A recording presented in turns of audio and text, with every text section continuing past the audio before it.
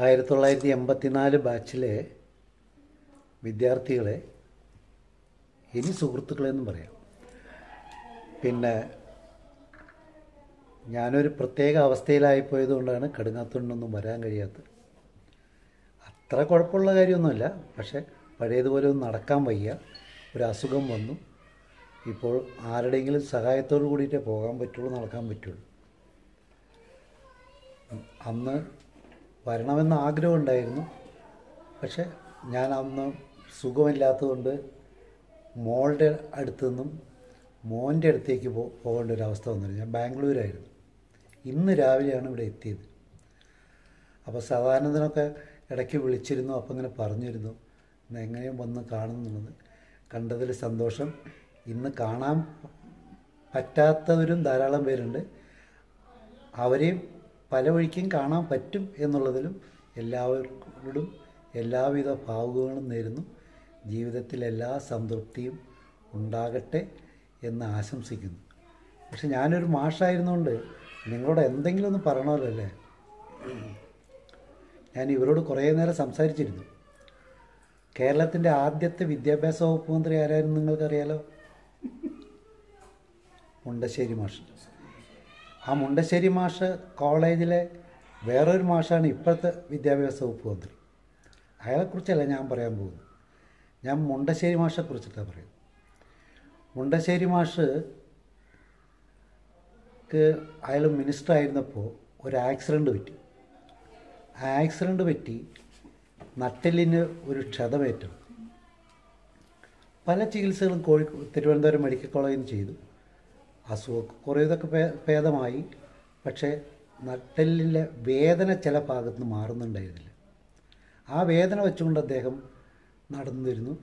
അങ്ങനെ ഒരിക്കൽ മലബാറിലേക്ക് പോരുമ്പോൾ അന്നത്തെ ഗൺമാൻ പറഞ്ഞു, ഇവിടെ അടുത്താണ് ചങ്ങമ്പള്ളി ഗുരുക്കളുടെ തറവാട്.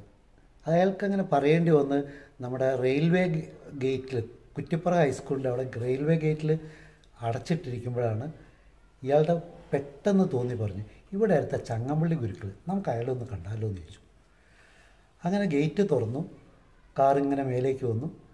ആ പറക്കുന്നത്ത് എത്തുന്ന അവിടെ ഒരു മൂടാലുണ്ട്. അവിടെയാണ് അന്ന് ഈ ചങ്ങമ്പള്ളി ഗുരുക്കളുടെ തറവാട്. നേരെ അങ്ങോട്ട് പോയി. ഒരു മുന്നറിയിപ്പും ഇല്ലാതെ മന്ത്രിയുടെ കാറ് വരുന്ന കണ്ടപ്പോൾ ഗുരുക്കൾക്ക് വലിയ അത്ഭുതം തോന്നി. ഇറങ്ങിച്ചെന്നു, തൊഴുത് വിളിച്ചു, കയറ്റി ഫ്രണ്ടിൽ വന്ന് കസേരയിൽ ഇരുത്തി. എന്നിട്ട് അങ്ങനെ ക്ഷേമാന്വേഷണങ്ങൾ നടത്തുന്ന കൂട്ടത്തിൽ എന്താ എന്ന് ചോദിച്ചു. അപ്പോൾ മുണ്ടശ്ശേരി മാഷി നട്ടെല്ലിൻ്റെ വേദനയും ഉണ്ടായ ആക്സിഡൻറ്റിനെ കുറിച്ചൊക്കെ പറഞ്ഞു. അപ്പോഴത്തേക്കും ഗൺമാൻ ഈ തിരുവനന്തപുരം മെഡിക്കൽ കോളേജിൽ എടുത്ത എക്സ്റേ എടുത്തുകൊണ്ട് അയാളെ കാണിച്ചു കൊടുത്തു. എക്സ്റേ ഇങ്ങനെ ടോർച്ച് അടിച്ച് നോക്കിയിട്ട് അയാളിങ്ങനെ നോക്കിയിട്ട് പറഞ്ഞു, ആ ഇത് കുഴപ്പമൊന്നുമില്ല, ഇതിനകത്ത് ഇതങ്ങനെ വളഞ്ഞു നോക്കിയാൽ കാണാം നട്ടെല്ലിലെ കശേരുവിൻ്റെ ഒരു പൊട്ട്. ഇത് ഇയാൾ കാണിക്കുന്നതിന് മുമ്പ് ഈ വിവരം കാണിക്കുന്നതിന് മുമ്പ് ഡോക്ടർ പറയുകയാണ് ചെയ്യുന്നത്. അതായിരുന്നു ഞാൻ ആദ്യം പറയേണ്ടത്. എന്താണ്ടായെന്ന് ചോദിച്ചാൽ, ഈ വിവരങ്ങളൊക്കെ പറഞ്ഞപ്പോൾ മാഷെ ഇങ്ങനെ തൊട്ട് നിറയിൽ വെച്ചിട്ട് വലത്തെ കൈ കൊണ്ട് ഇടത്തെ കൈയുടെ ഇങ്ങനെ നാടിമിടിപ്പ് പരിശോധിച്ചു. ഇങ്ങനെ നാടിമിടിപ്പ് ഇങ്ങനെ പരിശോധിച്ച് നോക്കിയിട്ട് പറഞ്ഞു, കുഴപ്പമൊന്നുമില്ല, നട്ടെല്ലിൽ താഴത്തേന്ന് മൂന്നാമത്തെ കശേരുവിനൊരു പൊട്ടുണ്ട്, അത് കൂടാത്തതാണ് ഇത് കാരണം എന്ന് പറഞ്ഞു. അപ്പം മാഷ ആകെ അന്തം വിട്ടു. അപ്പോഴാണ് ഈ ഗൺമാൻ ഇത് എക്സ്റേ എടുത്തുകൊണ്ട് കൊടുക്കുന്നത്. അപ്പോൾ നട്ടെല്ലിൻ്റെ കശേരുവിൻ്റെ പൊട്ട് നാടിമിടിപ്പ് പരിശോധിച്ച് നോക്കിയിട്ട് പറയാൻ കഴിയുന്ന ഒരു വിദ്യ, ഈ ഒരു എന്താ പറയണ്ടേ, ഒരു കഴിവ് ഈ സമൂഹത്തിലുണ്ടായിരുന്നു.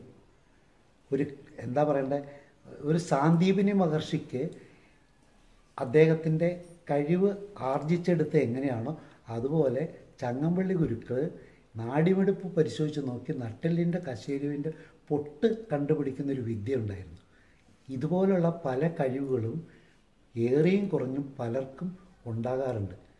നല്ല അധ്യാപകർ കുട്ടികളെ പഠിപ്പിക്കുമ്പോൾ വെറുതെ പുസ്തകത്തിലെ അക്ഷരങ്ങൾ മാത്രം പഠിപ്പിച്ചാൽ പോരാ എന്നും, നിങ്ങൾക്ക് മക്കളുണ്ട്, നിങ്ങളുടെ മക്കളെ പഠിപ്പിക്കുമ്പോഴും അവർ ഈ പുസ്തകത്തിലെ അക്ഷരങ്ങൾ മാത്രം പഠിച്ചാൽ പോരാമെന്നും, ഭാവനയോട് കൂടിയിട്ട്, ചില നിമഗ്നമായ ഭാവനയോട് കൂടിയിട്ട് ചില ഉള്ളറിഞ്ഞ് ചിലത് കണ്ട് പഠിക്കാനുള്ള കഴിവ് ഉണ്ടാക്കണമെന്നും അത് അധ്യാപകർക്കും വിദ്യാർത്ഥികൾക്കും കുട്ടികൾക്കും ഒക്കെ ഉണ്ടാകണമെന്നും ഈ അവശനായ അവസ്ഥയിൽ നിങ്ങൾക്കൊരു